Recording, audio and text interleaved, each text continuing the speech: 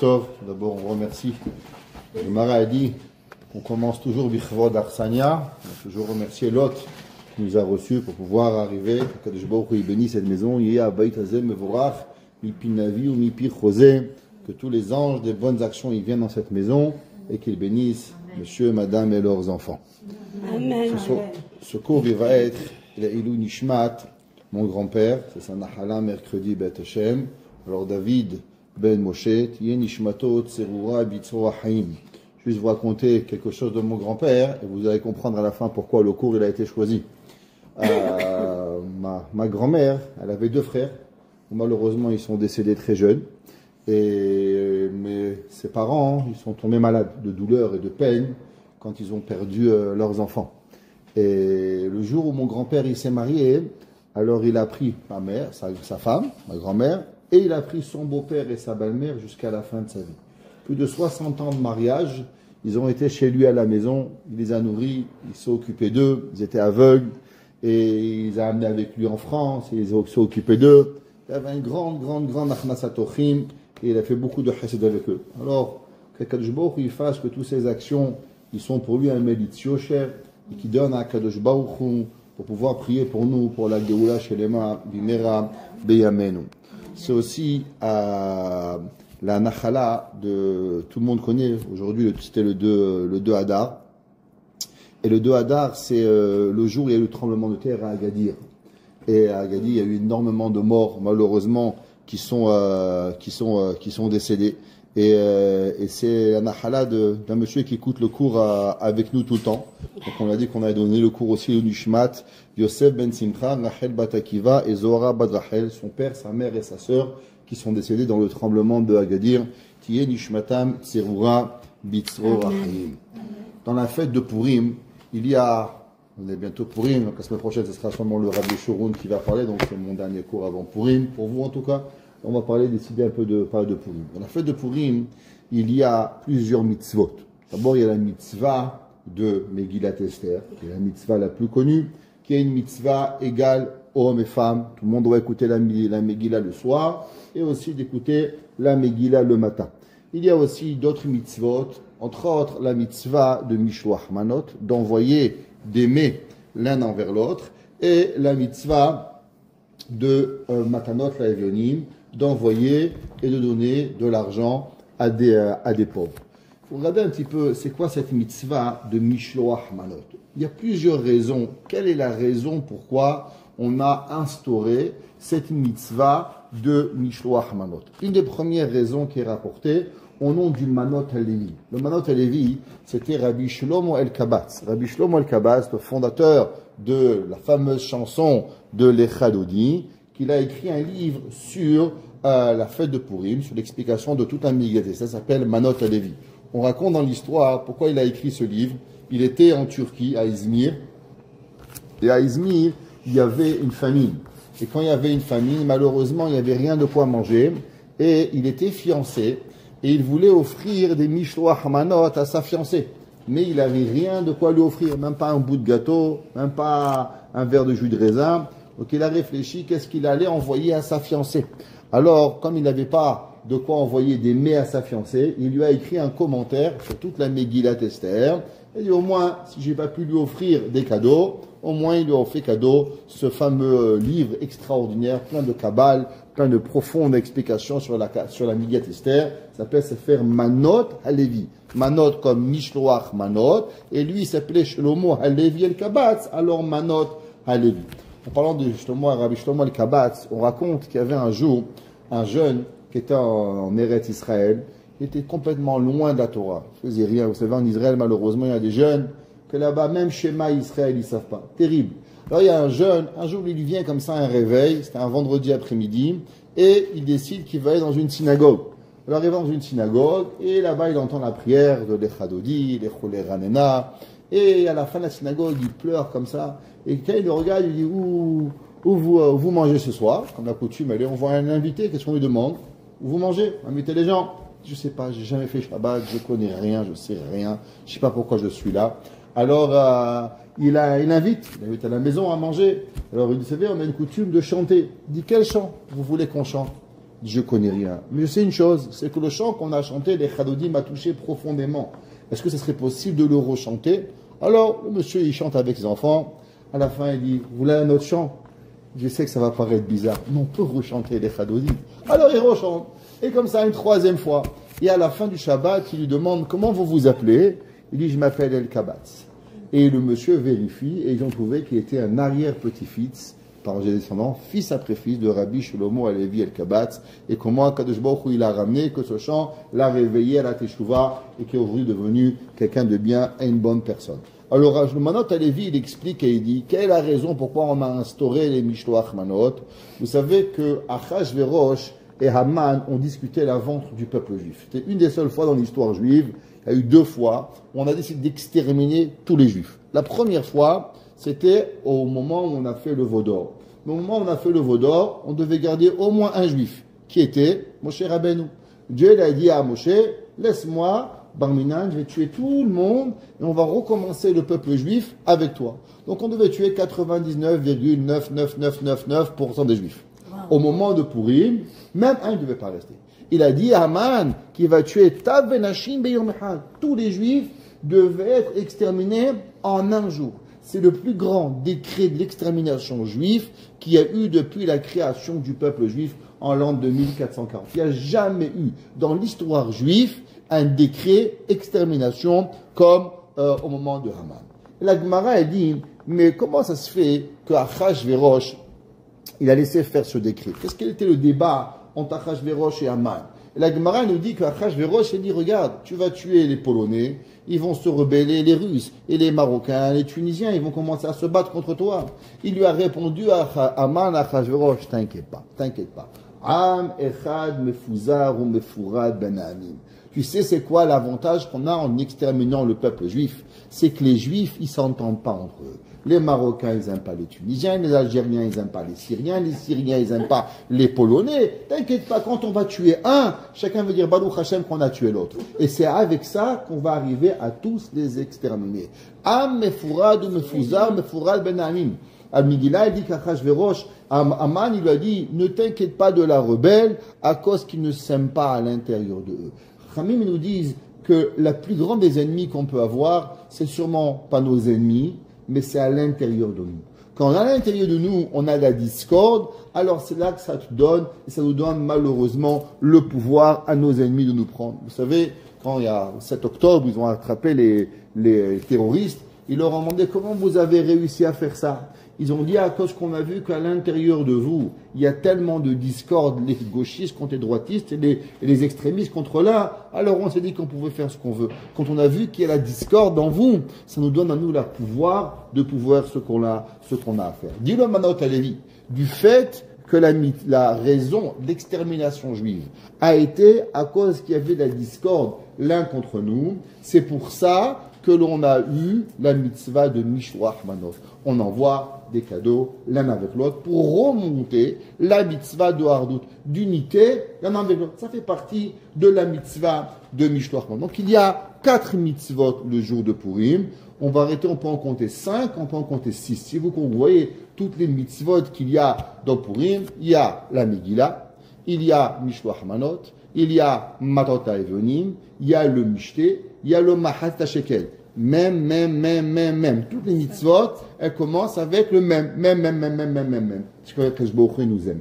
Et la 6e mitzvah qu'on a, c'est dans la prière, vous devez faire Al-Hanissim, Val-Apokal, Bimem Mordechai. Donc il y a 6 choses à faire le jour de Purim. Rappelez-vous, au moment où vous allez écouter la Megillah le soir, on va dire la mitzvah, la bracha de Shecheyanu, Vekiemanu, Vegianu, Lazemanazé. Il y a une discussion entre les Séfarades et les Ashkenazes. Est-ce qu'on fait seulement Shecheyanu le soir, ou on répétera aussi Shecheyanu le matin? Les Ashkenazim, ils disent 2 fois Shecheyanu, le soir et le matin. Les Séfarades, ils font Shecheyanu que le soir. Au moment où vous allez faire Shecheyanu le soir, vous devez penser à toutes les mitzvot de Purim. Pour Migillat Esther, Mishloach Manot, Matot HaEvonim, Mishté, toutes ces mitzvot-là, elles font partie de la mitzvah et de la bracha de Shecheyanu Vekiemanu Vegianu Lazemanazé. La Gemara, dans Masechet Megillah, elle demande la question suivante. Qu'est-ce qui se passe?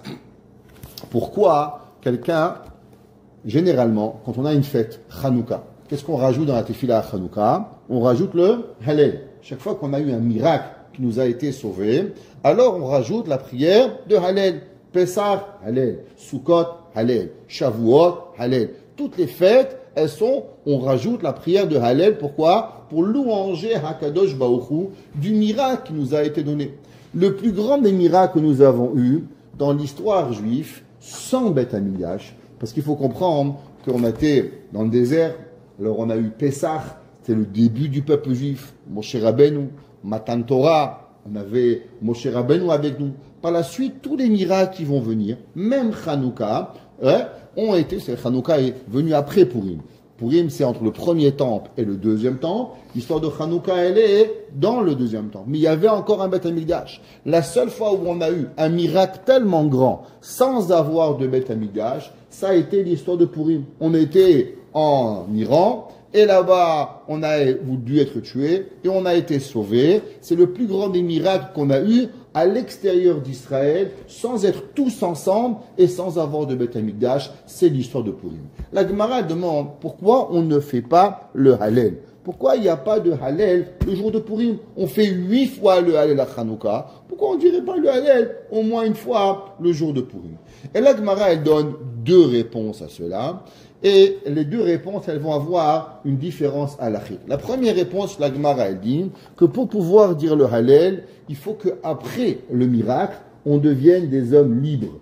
Et que malheureusement, après l'histoire de Achashverosh, c'est vrai que Haman a été tué, mais on est toujours resté sous les jougs de Achashverosh. Achashverosh était encore le roi, il va être roi encore 1 an après cela. Après, son fils va prendre la place, Koresh, et Koresh va donner au peuple juif le droit de reconstruire le Beth Amikdash. Mais il faut savoir que dans le deuxième temple, jusqu'après l'histoire de Hanouka, le peuple juif n'avait pas d'autonomie totale en Eretz Israël. Ils étaient sous les jougs, ou bien des Grecs, ou bien de différents pays. Donc il n'y avait pas cette liberté. Donc du fait qu'on ne peut pas dire Alléluia Avdei Hashem et qu'on est devenu des serviteurs de Dieu uniquement, c'est pour ça qu'on ne fait pas la bracha du Hallel.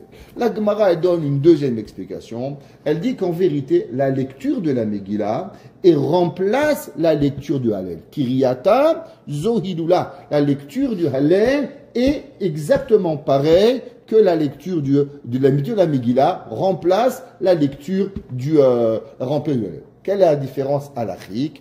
Le Rav Obaye Yosef, il demande, qu'est-ce qui se passe si par exemple quelqu'un, il est coincé dans un aéroport? Vous savez, au Canada, ça peut arriver, vous prenez un avion, vous allez quelque part, vous retrouvez coincé, vous n'avez pas de Megillah. Est-ce qu'une personne qui n'a pas de Megillah Esther doit dire le Hallel pour remplacer la Megillah? Pourquoi? Parce qu'on a dit que la Megillah Esther, elle remplace le Hallel. Donc s'il y a la Megillah, il n'y a pas de Hallel. Mais s'il n'y a pas de Megillah, est-ce qu'il y a le Hallel ou pas? La Gemara, le Rav Obadia, il demande. La réponse, elle va dépendre d'après les 2 réponses. D'après la première réponse, qu'on ne peut pas dire le Hallel sur un miracle, qu'on était encore sous les jougs d'un autre roi, on ne dira pas le Hallel. D'après la réponse de la Gemara, que la lecture de la Megillah, elle remplace le Hallel, alors on devra faire le Hallel. La halakha, elle est que si malheureusement vous ne pouvez pas faire, vous êtes dans un endroit où vous ne pouvez pas lire la Megillah, alors vous devez faire le Hallel, seulement vous omettrez de dire la bracha, à cause que quand il y a une discussion halachique, est-ce qu'on fait ou on ne fait pas, la bracha, elle n'est pas mea kevet, mais on va être obligé de faire la bracha, la lecture du Hallel. Quelle est cette mitzvah de Mishloach Manot? Est-ce que la mitzvah de Mishloach Manot, elle est du chesed? Elle est quoi? Comment on pourrait établir et être magdir cette mitzvah de chesed? Je vais expliquer d'abord qu'est-ce que c'est les mitzvahs de tzedaka et de chesed. Vous savez que dans la Torah, il y a une mitzvah qu'il faut donner, la tzedaka. Il y a le maaser que vous connaissez tous, la dîme qu'on va donner, 10% de nos revenus. Maintenant, qu'est-ce qui se passe quelqu'un qui n'a pas de quoi manger? Ok? Alors, est-ce qu'il doit donner le maaser? Là, la khayli, quelqu'un qui doit prendre de l'argent des autres pour manger. Le pauvre, il a perdu son travail, ils n'ont plus de quoi manger, ils sont aux besoins de la communauté, c'est la communauté qui paye leur manger. Ou bien, par exemple, un jeune couple qui vient de se marier, ils n'ont pas de travail encore, papa paye le loyer, l'autre papa paye les courses pour pouvoir subvenir à leurs besoins, ils n'ont rien. alors ils ne doivent pas donner le maaser, c'est pas leur argent. Eux, ils vivent déjà de l'aide de leurs parents, donc ils n'ont pas d'obligation de donner, ils n'ont rien à eux. C'est le papa qui paye le loyer, maman qui paye de quoi manger, il n'y a pas de mitzvah de maaser. Est-ce qu'il y a une mitzvah de tzedaka? Est-ce que la mitzvah de tzedaka, elle est associée au maaser? La mitzvah de tzedaka n'a rien à voir avec le maaser. Il y a tzedaka et il y a maaser. Combien une personne doit donner de tzedaka? D'après la halakha, la tzedaka, une pièce par an. Vous prenez, passez la coupa de tzedaka, vous mettez une pièce, $1 par an, vous avez accompli la mitzvah de tzedaka. Ça fait partie des mitzvot qui n'ont pas de mesure. La mitzvah de tzedaka, vous donnez $1, $10, $1000, $200,000, plus vous donnez, plus vous avez. L'obligation, combien vous êtes obligé de tzedaka, vous ne pouvez pas vous dérober. $1 par an. Vous ne pouvez pas dire j'ai pas. Chacun, si vous n'avez pas, vous mettez cents après cents, de côté, à la fin d'année, Erev Rosh Hashanah, vous mettez une pièce, vous avez accompli la mitzvah de tzedaka. Même si vous donnez par exemple $100,000 de maaser, vous avez gagné $1 million Baruch Hashem, vous avez donné $100,000 de maaser, c'est bien. Maaser, c'est fait. Elle est où la tzedaka? Il faut rajouter $1 pour tzedaka. C'est pas pareil. Ce sont deux mitzvot qui sont séparés l'un avec l'autre. Il y a maaser, il y a la mitzvah de tzedaka qui sont dépendantes. Maintenant, pas tout le monde n'est obligé, comme j'ai expliqué, de donner une personne qui n'a pas d'argent. $1, ça va lui suffire. On n'est pas obligé de donner plus que ça. Qu'est-ce qui arrive avec la mitzvah de Mishloach Manot? Imaginez-vous quelqu'un qui n'a pas d'argent. Le pauvre, il est limité dans ses fonds, et Béhémet, il prend de l'argent de la communauté pour pouvoir manger. Est-ce qu'il a l'obligation de donner Mishloach Manot? Ou bien je dis non, Mishloach Manot, c'est une mitzvah supplémentaire, c'est bien, tu offres des cadeaux, mais il n'y a pas d'obligation de donner des Mishloach Manot. Dans quelle catégorie elle rentre cette mitzvah de Mishloach Manot? Alors le Shulchan Aruch, dans le Siman Taf Resh Tzadik Dalet, il dit qu'on nous sommes obligés de donner combien? Mishloach Manot, un envoi avec minimum 2 mets. Matanot la Evonim, 2 cadeaux à 2 pauvres. Pas mélanger les mitzvot, Mishloach Manot et Matanot la Evonim. Il y a un grand commentateur qui s'appelle le Taz Rabbeinu David à Touré Zahav. Lui ramène au nom de son beau-père, le Bach. Le Bach était le Rav de la ville de Mejibouj, longtemps avant que le Baal Shem Tov était le Rav de la ville de Mejibouj. Après, il va devenir le Rav de la ville de Cracovie. À Cracovie, le Rav, le Bach, le Beit Hadash, Kodesh Kodashim était. Et là-bas, lui, il dit que même un pauvre qui n'a pas de quoi manger, même s'il fait l'aumône, il doit faire plus l'aumône pour pouvoir donner la mitzvah de Mishloach Manot. Et tout le monde se pose la question, d'où elle est venue, cette obligation de la mitzvah de Mishloach Manot, que même un pauvre qui n'a pas de quoi manger, il va être obligé de donner la mitzvah de Mishloach Manot. Généralement, les mitzvot que nous sommes obligés comme ça, ce sont des mitzvot qui dépendent de Pirsumé Nissa, qui sont la publication du miracle. Quelle mitzvah on connaît qu'on est obligé de donner, de faire, même si on est pauvre, on peut pas s'en sortir. Exemple, vendredi soir, vous n'avez pas de vin. Est-ce que vous êtes obligé de vendre votre costume pour pouvoir faire le kidouche? Non. Si vous avez du pain, on peut faire kidouche sur du pain. Il n'y a pas de vin, on fait kidouche sur du pain. C'est pas interdit. Quel kidouche, une fois par année, vous êtes obligé d'aller faire tout ce qui est possible pour pouvoir faire kidouche le soir de Pessah. Arba'a kosot. Les 4 kosot de Pessah, c'est la seule mitzvah où les responsables communautaires sont obligés de s'assurer que chaque famille, hommes, femmes et enfants, ils ont suffisamment pour pouvoir faire la mitzvah des Arba'a kosot. Pourquoi? À cause que les 4 verres de vin, ils publient le miracle du Yetziat Mitzrayim. Pourquoi on boit 4 verres de vin? À part pour rappeler, Votseti, Veitzalti, Vegalti, Veilakarti, les 4 langages de Géoula, avec quoi Kadosh Baruch Hu, il a sauvé le peuple juif. Donc c'est un Pirsoumanes, c'est pour ça qu'on a l'obligation de devoir aller et s'assurer que chacun de nous, il a de quoi faire le vin. Un homme, une femme, ils n'ont pas, un homme il a une montre, pas la mienne à vos $10, mais imaginez-vous un gars, il a une Rolex, il n'a pas de quoi, il faut vendre sa Rolex pour avoir l'Arba Kosot. Il est obligé, il n'a pas. Madame, elle n'est pas mariée, elle a une bague, il faut qu'elle la vende pour allumer, pour avoir Arba Kosot. Pareil, il y a une deuxième mitzvah car on est obligé de tout vendre ce qu'on a pour l'accomplir, là, les bougies de Hanouka. Pourquoi? Publication du miracle. Pirsoumanes.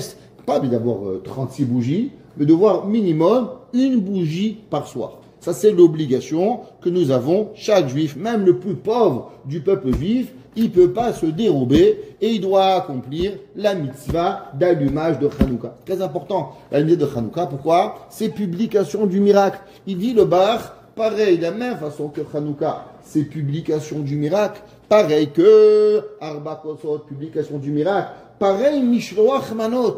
On a la mitzvah de publier le miracle. Alors, automatiquement, on doit venir et tout le monde doit donner la mitzvah de Hanouka.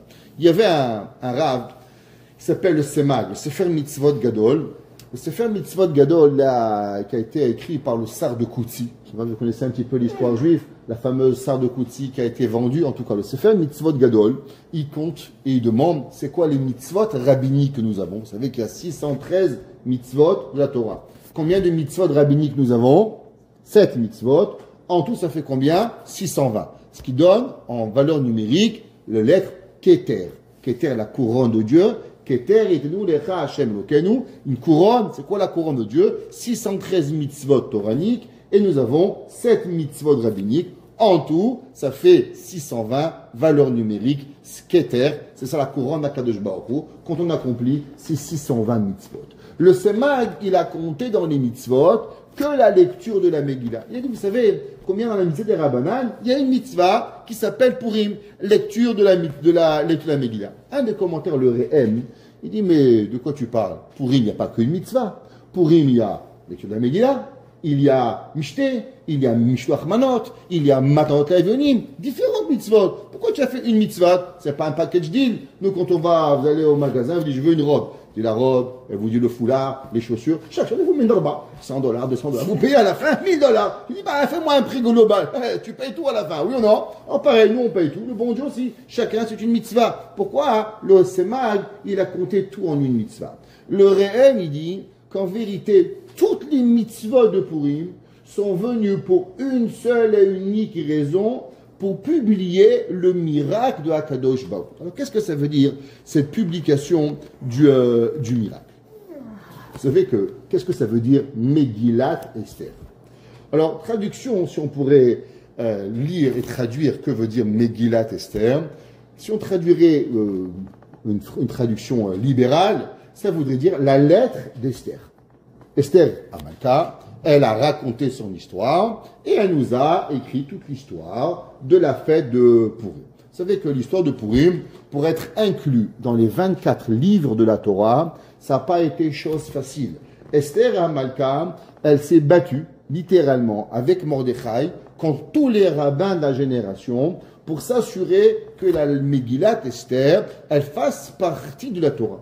Chachamim de l'époque ne voulaient pas que la Megillat Esther, c'est bien, c'est une belle histoire, Hazakou Baruch, on va faire un roman Walt Disney par 2, Esther Amalka, c'est bien, jolie histoire, mais la rentrer dans la Torah, Chachamim ne voulait pas. Entre autres, il y avait des halachot. Est-ce que ça fait partie, c'est pas rajouter des mitzvot? Est-ce que c'est pas Issur Batosif? Est-ce que c'est pas rajouter une mitzvah Torah? Il y avait de grands débats rabbiniques à l'époque. Est-ce que Esther, elle avait le droit ou pas de raconter et de mettre son livre parmi les 24 livres de la Torah? Ça a pris du temps, mais Baruch Hashem, aujourd'hui, on a la mitzvah Megillat Esther.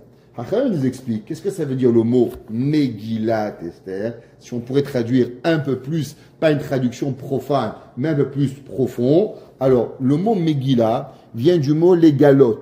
C'est-à-dire quoi légalot? Découvrir. Que veut dire le mot Esther? Et ça peut vouloir dire la reine Esther, ou bien ça veut dire aussi cacher. Donc ça veut dire Megillat Esther, découvrir ce qui est caché. Ça veut dire que vous savez, la Megillat Esther, si vous lisez partie par partie, vous voyez pas le miracle. Il y avait un roi, il y avait une femme qui s'appelait Vashti, il n'a pas aimé, après il a tué, chez une nouvelle reine, après si vous prenez partie par partie, vous n'allez pas découvrir le miracle. Pourquoi on doit lire toute la Megillah d'un trait? À cause que quand on voit comment Kadosh Baruch Hu, il prend toute l'histoire et il la rend quelque chose de magique. Vous savez, je ne sais pas si vous savez, mais vous savez combien de temps ça se passe depuis le début de la Megillah jusqu'à la fin de la Megillah? Depuis le premier Vayi, Bimei Achashverosh, jusqu'à la fin de la Megillah, on parle de 15 ans d'histoire. Ok, c'est pas un jour, c'est pas un mois, ça prend des années, des années. Vayi Bimei Achashverosh, ce fut autour du Achashverosh, s'arrête ici, premier jour. Ça lui a pris combien d'années pour régner de l'Afrique jusqu'à l'Asie? Ça a pris 3 ans. Premier verset, première année. Deuxième verset, troisième année. Combien de temps après, il va faire son festin? 180 jours. Après encore 7 jours. Quand est-ce qu'Esther va devenir reine? Donc il va tuer sa femme après 3 ans et demi de son règne, Vashti. Quand est-ce qu'Esther va devenir reine? Alors aux enfants, on leur raconte, c'est réveillé le matin. C'est vrai. Ça a pris 4 ans. Du temps que Achashverosh, il cherche une reine, jusqu'à qu'il va marier Esther, ça va prendre 4 ans que Achashverosh, il va prendre, et tous les soirs, il rencontrait une nouvelle femme, et il cherchait une femme pendant 4 ans, il va se mettre à la recherche d'avoir une reine. Quand est-ce que ça va être l'histoire de Haman? L'histoire de Haman, elle va être que 5 ans plus tard. Ouais, il va être tué le 13e année de son règne. Les temps prennent des temps, l'histoire faut faire attention un petit peu, mais ça va prendre énormément de temps. Et durant chaque moment, il y a énormément de secrets très très très très profonds dans la Megillat Esther. Et il y a un passage dans la Megillat Esther qui est extraordinaire. La Megillat Esther, elle nous ramène, et elle nous dit, vous savez, que Esther, elle va être prise.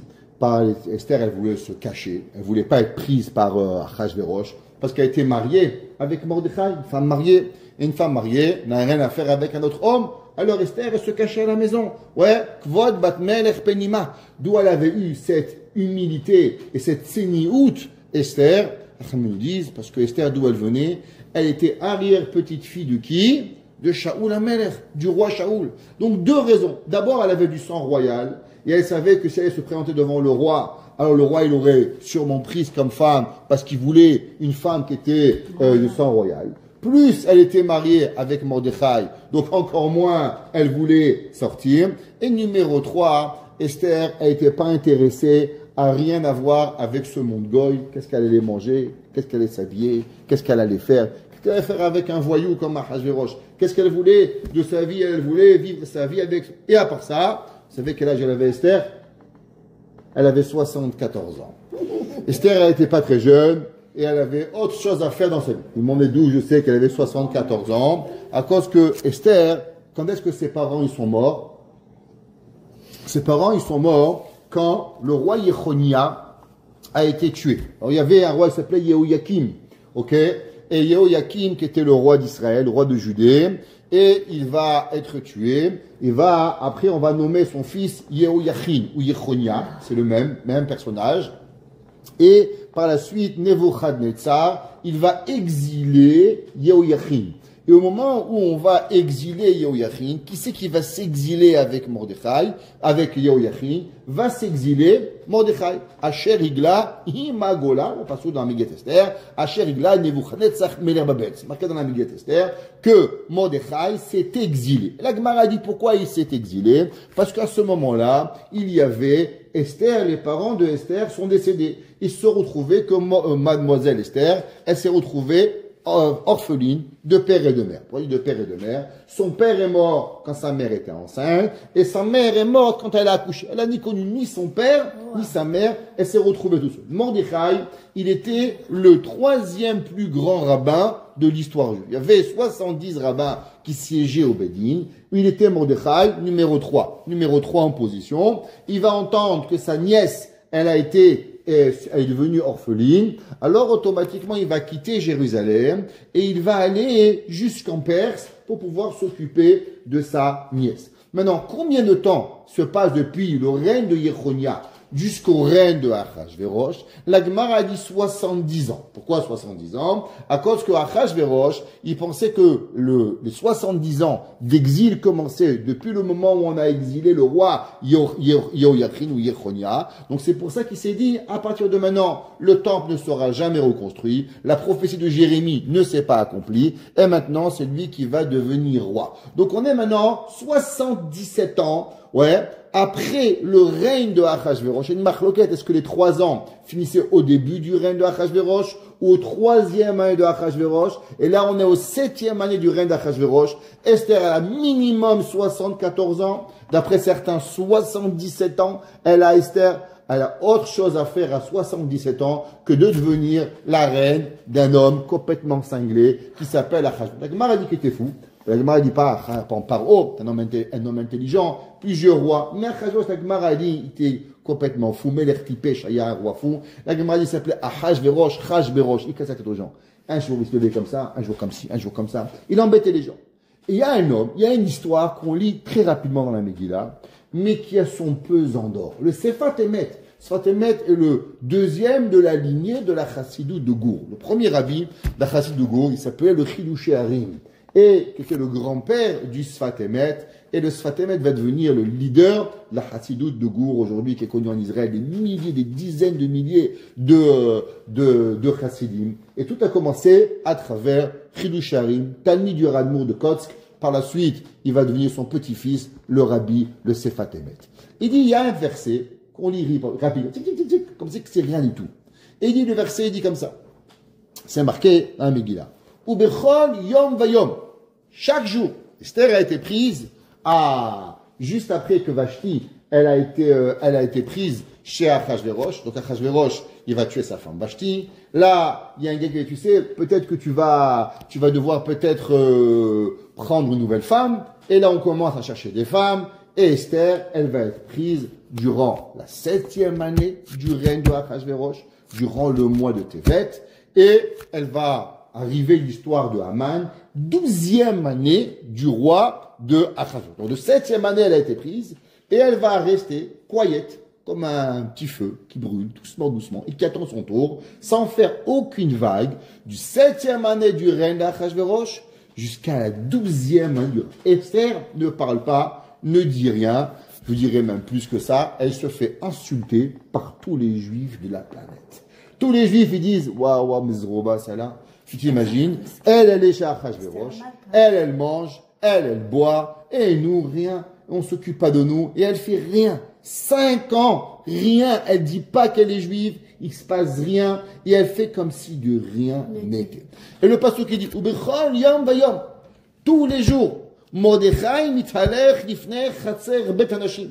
Mordechai, il vient, il se met devant la cour des femmes, la da'at et shelom Esther, pour savoir comment elle va. Ou maya seba. Et qu'est-ce qui va arriver? Comment tu vas? Tu as mal aux pieds, tu as mal aux genoux. 74 ans, elle vit. Et il demande comment elle va. Pendant 5 ans. Mordechai, tous les jours, il vient voir. Qui ça?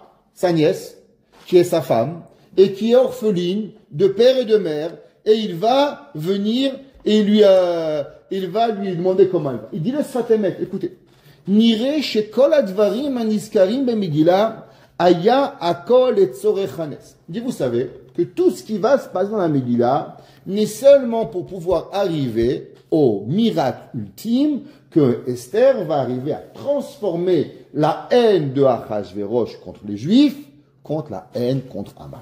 Ça, c'est le miracle. Si vous demandez qu'est-ce que c'est le miracle de la Megillat Esther, c'est qu'Achashverosh, il avait une haine incommensurable contre les Juifs, et il y a une personne qui va arriver à lui switcher cette haine-là, qui va transformer la haine de Achashverosh contre les Juifs, à la donner à Haman, et Haman, Achashverosh va tuer Haman, mais sachez que l'histoire ne s'arrête pas là. Si vous prenez la Megillah, je sais que quand vous a raconté que vous étiez petit, ça a l'air que c'était instantané. Vous savez combien de temps Esther, elle va supplier Achashverosh de ne pas tuer le peuple juif après qu'on a tué Haman? Pas un jour, pas 2 jours, pas une semaine, pas 1 mois, pas 2 mois, mais 3 mois. La Megillah, prenez le verset, vous verrez. On a tué Haman quel jour? On a tué Haman le jour du 16 Nissan. On sait que Haman a été tué le deuxième soir de Pessah. Vous savez, chez les Chassidim, on fait le premier Seder, Baruch Hashem. C'était le premier festin de Achashverosh et Mordechai et Esther. Premier jour, le 15 de Nissan. Deuxième festin, quand est-ce qu'il a été? Le deuxième soir, le 16. Quand est-ce qu'Achashverosh il va tuer Haman? Le deuxième soir de Pessah, c'est là qu'il va le tuer. Chez les Chassim, on a une coutume que durant le repas, on a déjà bu 2 verres de vin, on est déjà un peu mastoul, mais on prend une petite goutte de vin, on dit les haïm. Je rappelle que ce soir-là, c'est là que Achashverosh, il a fait la fête à Haman. Haman, il a été tué le 16 de Nissan.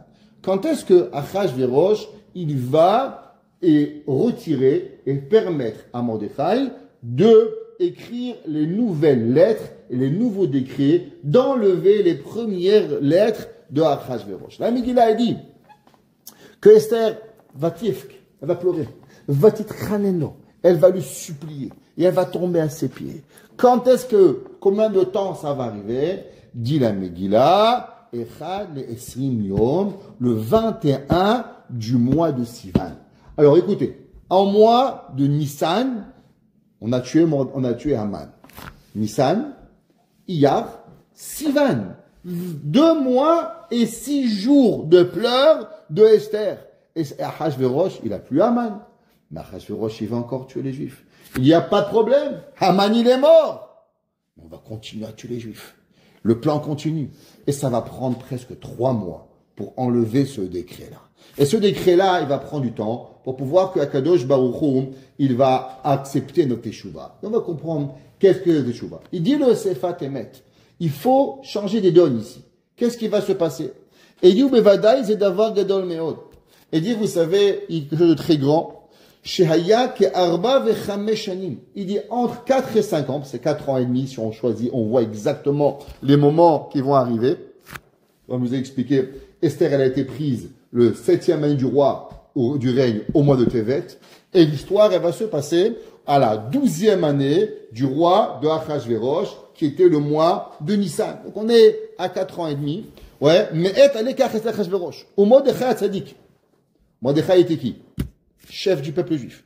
Grand rabbin de tout le royaume, de 127 provinces. Alors si vous avez dans votre tête un grand rabbin, le Rav Obaye Yosef, vous le multipliez par 100. Vous imaginez le Rav Chaim Kanievski, vous y multipliez par 127. Vous prenez le rabbin que vous voulez et vous le multipliez. Parce que Mordechai s'occupait de tous les problèmes mondiaux. À part ça, Mordechai, il n'avait pas de travail quand même, il était Rosh Yeshiva, et il était aussi ministre du roi. Donc tous les jours, Mordechai devait aller siéger à la cour du roi de Achashverosh. Quand on a dit Mordechai Yoshev Besha'ar HaMelech, Mordechai s'asseyait à la porte du roi. Qu'est-ce qu'il faisait? Jouer du violon, il faisait la quête. Mordechai était ministre du roi Achashverosh. Depuis qu'il est arrivé en Babylone, en Perse, il a été nommé par Achashverosh conseiller personnel du roi. Donc il avait des responsabilités communautaires, villes, mondiaux, pour pouvoir y arriver. Dis-le Sfat Emet, avec toutes ces responsabilités, qu'est-ce que Mordechai fait? Ouais. Alach b'chol yom vayom. Tous les jours, qu'est-ce qu'il faisait? L'irot bishlomam. Il allait voir comment va Madame Esther. Ba'avour ki haïta yetoma. Et il dit le Sfat Emet. Pourquoi? Mordechai, il savait quoi. Il va pas avoir de quoi manger. Baruch Hashem, chez Achashverosh, il y avait de quoi manger, de quoi boire. Il y avait tout. Quelle est la raison pourquoi Mordechai, il est parti voir Esther? Il dit le Sfat Emet. Esther n'avait pas de père, n'avait pas de mère, n'avait pas de frère, n'avait pas de sœur. Elle était une seule au monde. Mordechai lui avait demandé de ne jamais dire qui elle était. Isolée, totale dans le monde. Elle est complètement perdue. Une femme, une personne qui est perdue, qui n'a pas de qui parler, elle peut se suicider, Barmenan. Mordechai, il sait que sa femme, Esther, sa nièce, elle est isolée au monde. Qu'est-ce qu'elle va faire? Il va aller la voir. Ou Betsa'ar, Atfisa, Bevet Anochi. Et combien elle souffrait d'être avec ce rachat, se faire violer tous les soirs par ce bandit-là. Comment elle a supporté cette histoire-là? Ou Boché, ou Bezrout, Ze Zachalenes. Il dit le Sfat Emet, vous savez quel est le déclencheur du miracle de l'histoire de Purim? C'est pas qu'Esther, elle était sainte. c'est pas que Mordechai était un grand rabbin, c'est pas oublier tout ce qu'on vous a raconté. Il dit le Sfat Emet, tout commence par un acte de bonté. Du fait que Esther et que Mordechai va voir Esther tous les jours, malgré tout ce qui lui arrive, malgré tous les problèmes, il va jamais rater un jour pendant 5 ans. Dit le Sfat Emet, ça c'est la clé du miracle. La clé du miracle, elle est au moment où on fait un acte de gentillesse pendant 5 ans. C'est ça qui va créer la bonté. Le Khatam Sofer. Le Khatam Sofer, il rajoute sur ça, c'est cette chose extraordinaire, et il dit le Khatam Sofer. Vekad ba'aynet benissa rabba de Purim. Il dit quand je me suis intéressé au miracle de Purim. Qu'est-ce qui s'est passé à Purim? Comment Purim, Akadosh Baruch Hu, il est arrivé à ce moment de Purim? Je vais juste expliquer un petit peu qu'est-ce que c'est le miracle de Purim. Vous savez que le miracle de Purim, il y avait, la Gemara nous dit qu'il y a eu un avis, il a vu le décret de Ahashverosh, que Ahashverosh, il a signé le décret pour pouvoir exterminer Barminan, le juif, homme, femme et enfant, Beyom Echad. Pourquoi un jour? On raconte que, vous savez, Ahashverosh, Haman, il a dit, les juifs, c'était quoi qu'il a parlé du mal contre les juifs? Il a dit, les juifs, ils ont plein de fêtes. Chaque fois que tu rencontres un juif, ah, c'est Pessah, ah, c'est Purim, ah, c'est Hanouka, ah, c'est Shavuot. Après, ils sont pas Chabad. Si c'était Chabad, ça aurait été pire. Tous les semaines, j'ai une nouvelle fête. Là, Yom HaGeoula, Yom HaSi, Yom Allah, Baruch Hashem. C'était Breslev, anniversaire de Rabbi Nachman, c'était Satmar, Baruch Hashem. Ils ont toujours des fêtes. Il a dit à Achashverosh, Aman à Achashverosh, tu sais quoi? Le peuple juif, il a des fêtes à ne plus s'arrêter. Il est rempli de fêtes. Alors il a dit à Achashverosh, il a dit à Aman à Achashverosh, pourquoi tu veux tuer les Juifs en un jour? Il lui dit parce que si on va pas arriver à les tuer en un jour, ça va prendre une semaine. Après, quand ils vont gagner, qu'est-ce qu'ils vont faire? 7 jours de fête. Alors on n'a rien gagné. Avant, ils avaient 12 jours de fête. Maintenant, ils vont avoir 19 jours de fête. C'est pas possible. Alors au moins, on leur rajoutera seulement 1 jour de fête. Et même ça, vous savez que c'est marqué qu'à la fin, c'est marqué qu'on a annulé la marchava de Haman. Marchevet Haman. C'est quoi la pensée de Haman? C'est qu'Haman, il voulait qu'on n'a qu'un jour de fête. Mais enfin, Purim, il est combien de jours? Minimum 2. Le jour de Purim et Shushan Purim. Donc même la pensée de Purim, on a gagné. On a repris de Achashverosh de pas avoir un jour de fête, mais d'avoir combien? D'avoir 2 jours de fête. Marchavat Haman, on lui a enlevé. Alors la Gemara a dit que quand il a signé à Achashverosh ce décret, c'était la chose la plus terrible qui est jamais arrivée dans l'histoire. À ce moment-là, Eliyahu Hanavi. Eliyahu Hanavi, il est parti chez les Avot Akedoshim. C'est marqué dans le Talmud. Il leur a demandé, Abraham, Yitzhak, Yaakov. Tous les jours, on dit, Elohé Abraham, Elohé Yitzhak, Elohé Yaakov. Dieu d'Abraham, Hesed. Dieu de Yitzhak, Gevura. Dieu de Yaakov, qui apporte Atif Eret. Est-ce que vous pouvez aller prier chez Hakadosh Baruch Hu pour annuler le décret? Il a demandé, les Avot, qu'est-ce qu'ils ont fait le peuple juif pour mériter la destruction? Ils lui ont dit, ils ont fait le veau d'or, ils ont fait la Avodazara au temps de Nebuchadnezzar. Nabucodonosor, il avait mis sur lui une Avodazara, et chaque juif qui passait devait se prosterner à lui. Dit la Gemara, c'est pour ça que Rabbi Shimon Bar Yochai a dit, que la raison pourquoi Dieu avait donné l'ordre d'exterminer Barminan, les ennemis d'Israël, c'était à cause de la Avodazara qu'ils avaient fait. Ils lui ont dit à Abraham, Yitzhak, Yaakov, s'ils ont fait Avodazara, on ne peut plus rien faire. On ne peut rien faire pour eux. Ils vont mourir. Il est parti voir Moshe Rabbeinu. Moshe Rabbeinu il a dit, toi, il y a le navire, il a dit Moshe Rabbeinu, Raya Mehemna, le berger avec qui on peut faire confiance. Aide-moi à sauver le peuple juif. Et là, il a demandé Moshe Rabbeinu, est-ce que Dieu, quand il a scellé le décret, parce qu'il faut savoir que dans ce bas monde, il ne se passe rien si ça ne s'est pas décrété en haut. Si dans le monde d'en haut, il le décret, si dans le monde d'en bas, c'est décrété, c'est seulement parce que dans le monde d'en haut, c'est décrété. Rien dans ce bas monde, il peut arriver. Le grand-père de mon Rav s'appelait le Rav Sheinker. Le Rav Sheinker, il raconte qu'en 1944, je ne sais pas si vous connaissez l'histoire, il y avait un général allemand qui s'appelait le général Rommel, qui était un général très puissant, Marchemo, et lui, il avait conquis l'Égypte, et il arrivait jusqu'à Alexandrie. Et il lui restait que de Alexandrie en Israël, 40 kilomètres. Et il a dit, demain, on va marcher sur Jérusalem. Demain, c'est fini, le peuple juif, tout ce qui est en Israël. Il avait même fait l'accord avec le grand moufti de Jérusalem, qui allait lui donner les clés à Romain de Jérusalem, du mont du Temple, pour pouvoir, Bar Minan, tuer le peuple juif. Ce soir-là, il y avait le Rav Shanker, son petit-fils, c'était mon Rav, à la Yeshiva, Ben Sion Shanker. Et le Rav Shanker raconte que lui, il avait coutume, tous les soirs, de se lever au milieu de la nuit et de faire Tikkun Chatzot. Et il se levait et il priait depuis le milieu de la nuit jusqu'au lever du matin. Jamais toute sa vie, il n'a pas raté. Et ce soir-là, il était en train d'étudier, pouf, il s'est endormi.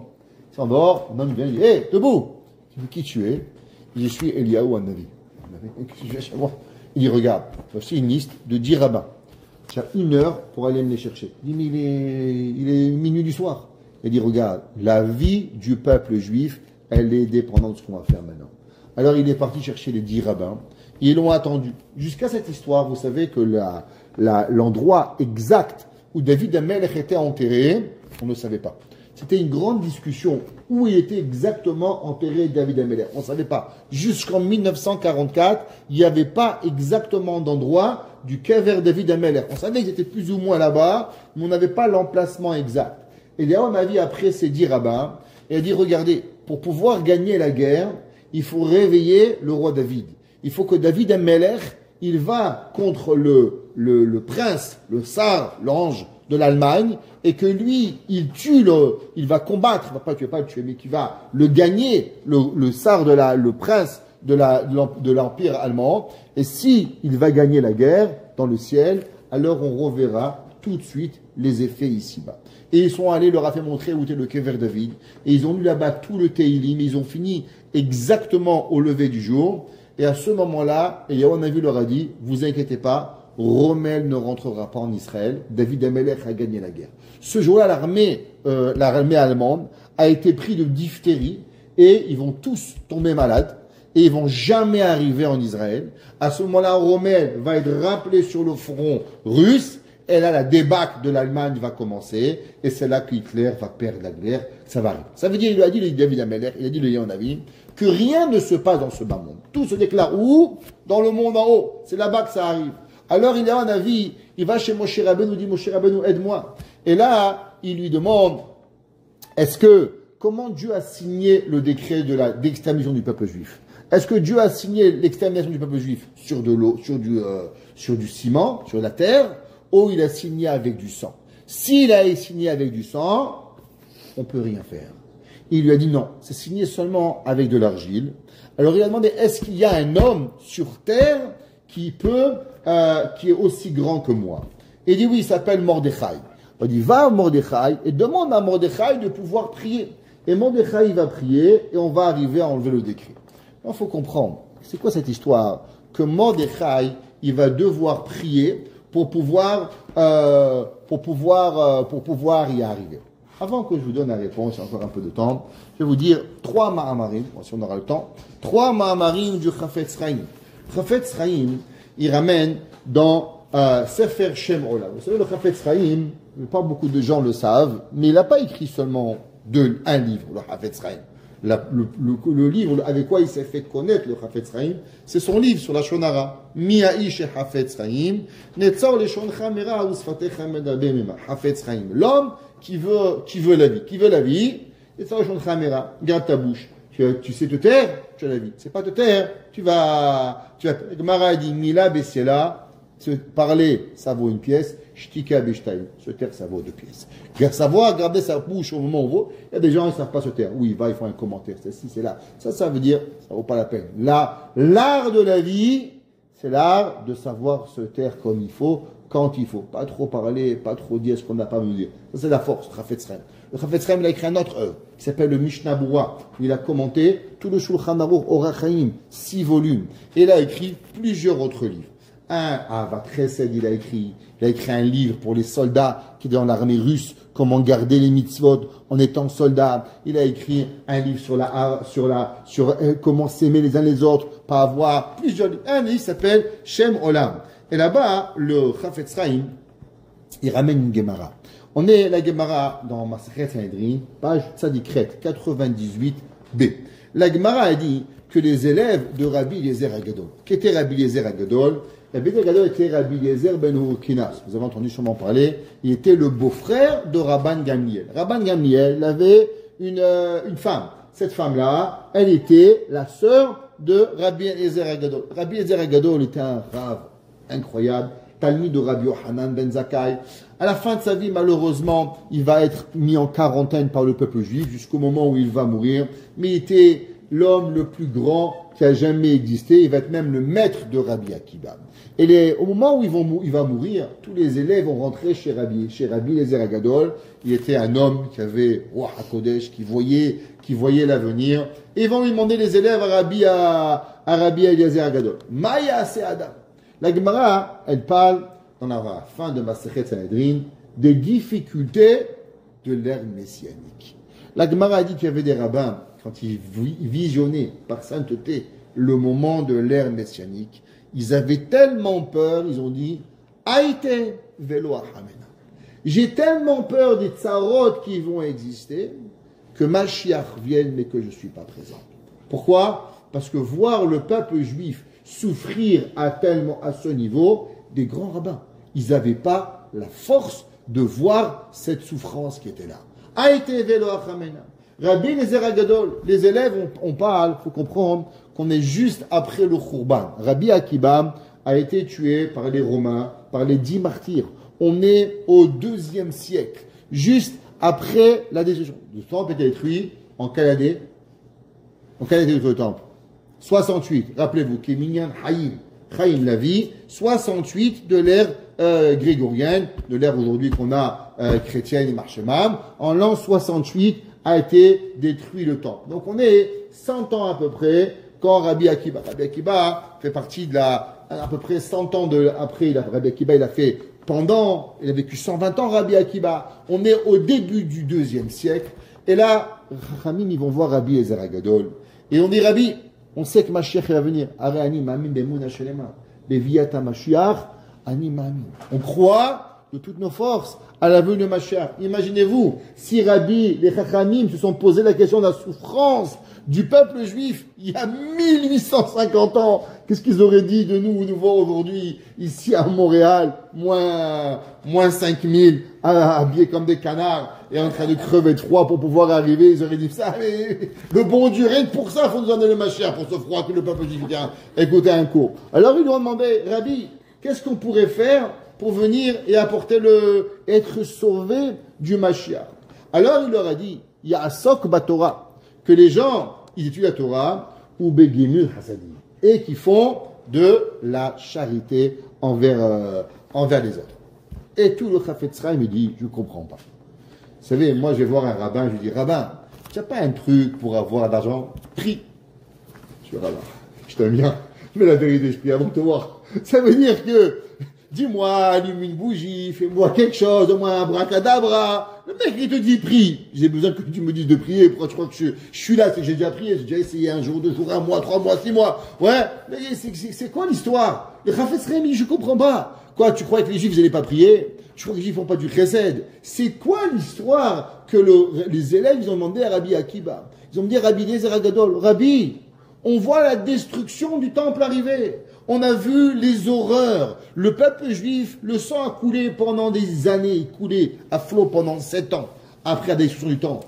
Il demande, on veut voir. Ça, c'est rien par rapport à ce qui va arriver. Le Gaon de Vilna, si on écoute ce que le Gaon de Vilna a dit, si je vous dis, vous rentrez sous la table, des horreurs qui vont arriver à travers la fin du temps. C'est pas que Chachamim, ils ont dit que par la bonté de Dieu, Akadosh Baruch Hu, à la place d'envoyer des millions de morts en un jour, sa bonté.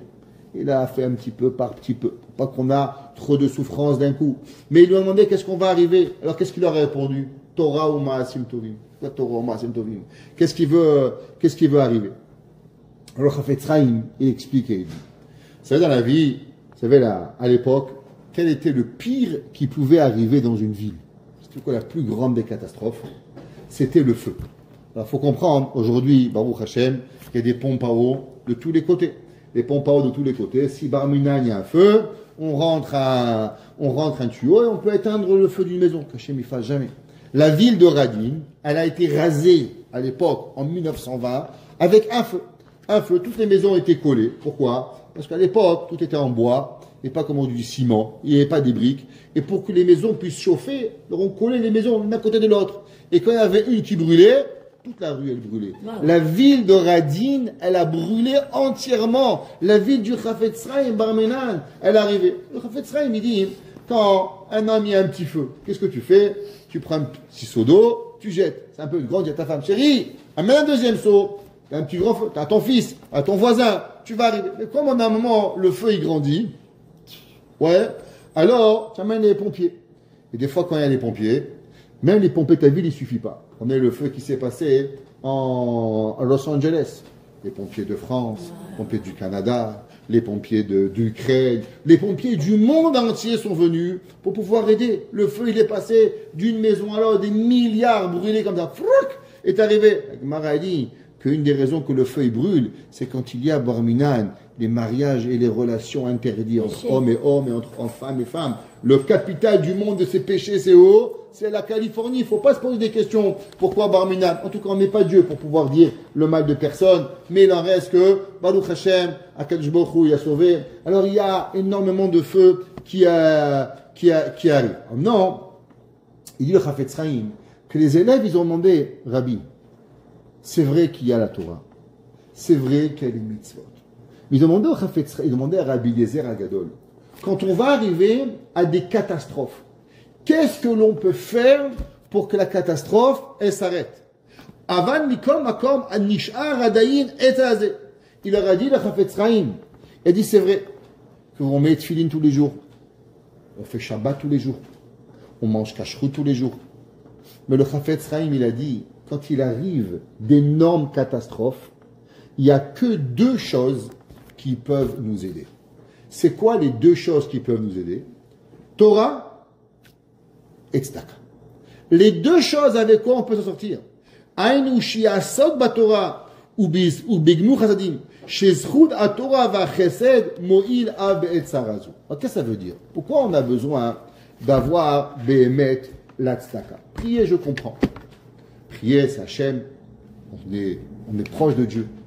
L'étude de la Torah, comprendre la pensée de Dieu. Comme il explique le Tanya, c'est ce qu'on fait avec la Torah. La Torah, elle nous dévoile la Chochma d'Akadosh Baruch Hu, la pensée extraordinaire de Dieu.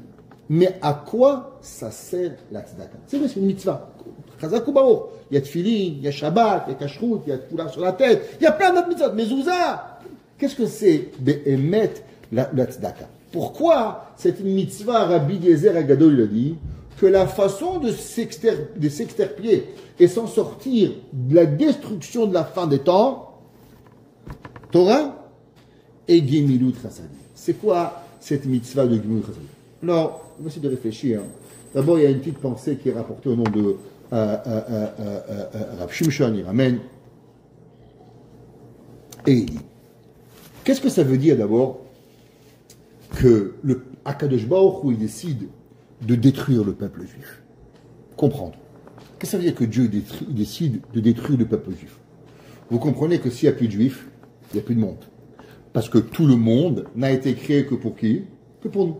Premier Rashi Torah, Bereshit, Bara, Elohim. Qu'est-ce que ça veut dire Bereshit? Dit Rashi, Bishvil, Reshit. Quelle est la raison de la création de l'humanité? Une raison. Bereshit. C'est quoi Bereshit?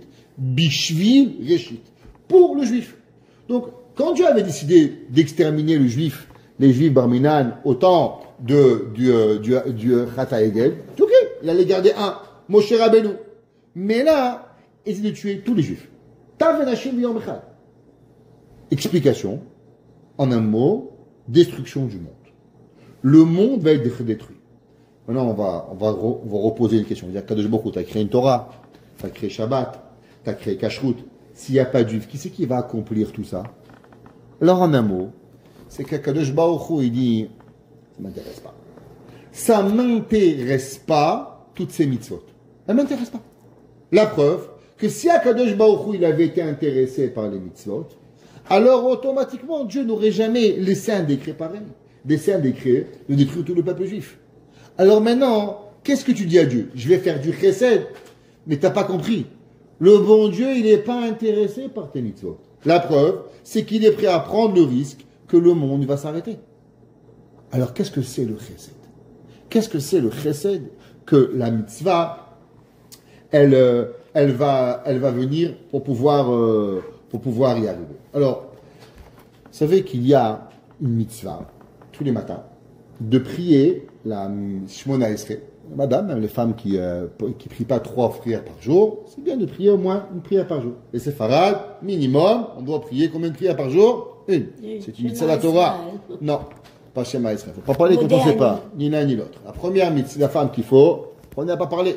La mitzvah, elle est de prier au moins une Shemona Esrei. Pourquoi une Shemona Esrei? Pour pouvoir prier, c'est une mitzvah de la Torah d'après les séfarades. Les Ashkenazim, ça accomplir 2, c'est que des Rabbanan, c'est l'opinion du Ramban. Les séfarades, l'opinion du Rambam, d'apprier au moins une mitzvah, une Shemona Esrei par jour. Maintenant, la halakha, elle est que avant de prier la Shemona Esrei, on doit dire Baruch Ata Hashem, Ga'al Israël. Pourquoi on dit Ga'al Israël avant la Shemona Esrei? La Gemara dit, on doit être sommer Geoula le Tefila. On doit rapprocher, et on doit rapprocher le peuple, la Tefila à Kadosh Baruch. Qu'est-ce que ça veut dire, sommer Geoula le Tefila? La réponse simple, elle est, un homme il va prier à Dieu. Dieu, donne-moi l'intelligence, donne-moi à manger, donne-moi à boire. Qui c'est que tu es pour que je te donne? D'abord, on parle de Dieu. Qu'est-ce que Kadosh Baruch Hu il a fait? À Kadosh Baruch Hu, il a sorti le peuple juif d'Égypte, qui d'autre la El Elyon. On parle des grandeurs de Dieu, et après qu'on a parlé des grandeurs d'Akadosh Baruch Hu, alors automatiquement, on peut arriver à parler d'Akadosh Baruch Hu. Il explique Rav Aaron Kotler. Le Mishnah de Rabbi Aaron, il explique et il dit la chose suivante. Il dit, qu'est-ce que ça veut dire Geoula et Tefila? Rashi, il explique, et il dit que Somer Geoula et Tefila, principalement, c'est de se rapprocher de Dieu. L'Itkarev el Hashem. Qu'est-ce que ça veut dire l'Itkarev el Hashem? Se rapprocher d'Akadosh Baruch Hu. La Gemara nous dit, il y a un pasuk, Vehatem adevekim b'Hashem, Hayim kulechem ayom. Vehatem, et vous, adevekim b'Hashem, vous vous collez, traduction littérale à Kadosh Baruch Hu, Hayim kulechem ayom. La Gemara dit, mais tu ne peux pas te coller à Dieu. Pourquoi? Tu te colles à Dieu, tu vas mourir. Tout le monde connaît la fameuse blague. Un jour, le roi du Maroc, il a dit, Marocains et Marocaines, les Américains, ils sont montés sur la Lune. Nous, on va monter sur le Soleil. Il leur a dit, mais monsieur le roi, on va cramer. Il y a l'Ahmar, on va monter la nuit. Ok? Alors, ça veut rien dire. Ok? Alors, qu'est-ce que ça veut dire? Ve'atem adevekim b'Hashem. Hachem, il est du feu. Comment on peut se coller à Dieu? Comment on peut se rapprocher d'Akadosh Baruch Hu? Ouais? Kikarov elecha davar meod. Comment on peut arriver? La Gemara a dit, la façon de se rapprocher de Dieu, c'est d'imiter la façon d'Akadosh Baruch Hu. Ma'u rahum afatarahum. Ma'u hanun afatahanu. Lui, il est miséricordieux. Lui, il a la pitié. Chaque mida de Akadosh Baruch Hu, rahum, hanun, rechapaim, hesel ve'emet, chaque mida de Dieu, quand nous on fait la mida d'Akadosh Baruch Hu, alors automatiquement, on devient proche d'Akadosh Baruch Hu. Vous savez que dans le ciel, il y a principalement 2 midotes. C'est quoi les 2 plus grandes midotes de Dieu? Avec quoi il y a, on pourrait dire, une querelle, avec Shalom, mais une querelle permanente, c'est la rachamim et la dîme, la gvura, la miséricorde et la rigueur. Et les 2 essaient de prendre contrôle. La rachamim qui dit, laisse-leur le temps, ils vont faire teshuva, ils ne sont pas si pires, regarde. Et la gvura qui dit, non, fais, regarde, punis-les. Alors venons, on va essayer de comprendre. Maintenant, quand Dieu, Barminan, il a accepté le décret de Haman, qui veut exterminer le peuple juif. Ça veut dire que dans le ciel, qui c'est qui a gagné la guerre? Réponse, la rigueur. Parce que si la miséricorde, elle aurait gagné la guerre, jamais Dieu, il aurait laissé la Haman vouloir détruire le peuple juif. Donc si Haman, il a réussi à arriver à faire signer un décret de tuer tous les juifs, et qu'on a dû pleurer pendant 3 jours, jour et nuit pour pouvoir y arriver, et que c'était pas une petite prière, allez, on fait shaharit, ça va passer. Non! On a eu besoin de quoi? On a eu besoin que tout le peuple juif fasse teshuva, tout le monde entier. Ça veut dire que la midat hadin, elle était plus forte que la midat arachamim. Maintenant, comment on ramène la midat arachamim? Est-ce qu'en mettant les téphilines, il y avait des millions de juifs qui mettaient téphilines? En faisant le Shabbat, il y avait des millions de juifs qui faisaient Shabbat. En faisant kashrut, il y avait des millions de juifs qui faisaient kasher. Alors comment on ramène la midat arachamim sur le plan? Et dire à Aaron Kotler, comment on arrive quand la midat hadin, elle arrive à surplomber la midat arachamim? La réponse, elle est la prière. La réponse, elle est, c'est que la prière, elle passe pas. Vous savez pourquoi? Parce que la prière, c'est quoi? C'est s'il te plaît, Dieu, aie pitié de moi. Mais quand la midat hadin, elle est en place, alors automatiquement ta prière, elle va pas arriver. Tu sais pourquoi? Parce que pour que ta prière, elle passe, elle a besoin de la rachamim. Mais puisque maintenant la midat hadin, la rigueur, elle est plus forte que la rachamim, alors tu peux même pas arriver à la prière. Parce que la prière, elle ne passe qu'à travers la midat rachamim. Donc en un mot, qu'est-ce que l'on doit faire? On doit venir et réveiller la midat rachamim. On doit venir et donner de la force à la miséricorde, que la miséricorde, elle va être plus forte que la midat hadin. Ça, c'est la seule et unique façon. Parce que toute notre vie à nous, nos korbanot, notre kirva, notre prière, notre mitzvot, tout ce qu'on fait, c'est quoi? C'est qu'on la donne à la rachamim, que la rachamim, elle donne de la force à la midat hadin. Elle devient plus forte que la midat hadin pour qu'elle puisse gagner. Mais quand on est dans une situation où le décret de la mort, il est sur notre tête, ça veut dire que malheureusement, la midat rachamim, elle a perdu le combat. Donc si elle a perdu le combat, tu peux même pas prier. La prière, elle peut pas arriver. Donc si la prière, elle peut pas arriver, alors comment on y arrive? Dit le Sfat Emet, vous savez comment on y arrivait? Grâce à la bonté de Mordechai avec Esther. Du fait que Mordechai, pendant 5 ans, il va aller voir comment elle va une orpheline.